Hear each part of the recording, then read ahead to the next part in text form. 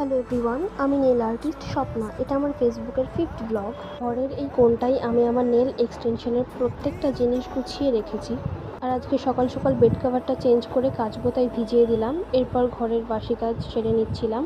যেহেতু আজকে কাছাকাছি করছি সেই জন্য আমি সকাল সকালই আমার স্নানটা সেরে নিয়েছি। এখানে স্কিন কেয়ারটা করে নিচ্ছি।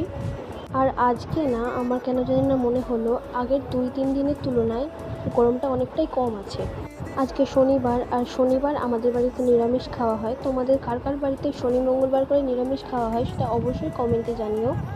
এই ব্রাশটার নাম কি আমি জানি না। আমি একটা আইশ্যাডো ব্রাশের সেট কিনেছিলাম আর সেখানে এই ব্রাশটা পেয়েছি। এই ব্রাশটা দিয়ে এত সুন্দর সিঁদুরে টিপ করা যায় আর সিঁদুর পরা যায় যে আমি ডেলি বেসিসে এই ব্রাশটা দিয়েই সিঁদুর পরি, টিপ করি। খুব সুন্দর পরাটা হয়।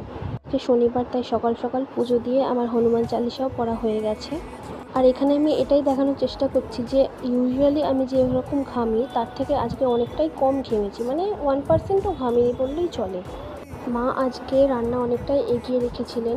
আলু ভেজে রাখা, ডাল সেদ্ধ করা দুটোই করে রেখেছিলেন। আজকে টকের ডাল হবে, মানে আম দিয়ে মটর ডাল আর আলুর দম, সাথে আমের চাটনি, তিনটেই করা হয়ে গেছিলো আমার। আর সন্ধ্যেবেলা রেডি হয়ে নিচ্ছিলাম। বাড়িতে একটা ছোট্ট অনুষ্ঠান আছে কিছুদিন পরেই, তো সেই জন্যই নিমন্ত্রণ করতে যাচ্ছিলাম আমার কাকি শাশুড়িদের বাড়িতে। এই গরমে শুধু টোনার দিয়েই আমি ঘর থেকে বেরোবো। ময়শ্চারাইজার দিলে আমি এমনিই ঘামি, আরও ঘাম হবে আমার, সেই জন্য এখানে রেডি হয়ে গেছি। দেখা হচ্ছে পরের ব্লগে। আজকের মতো টাটা।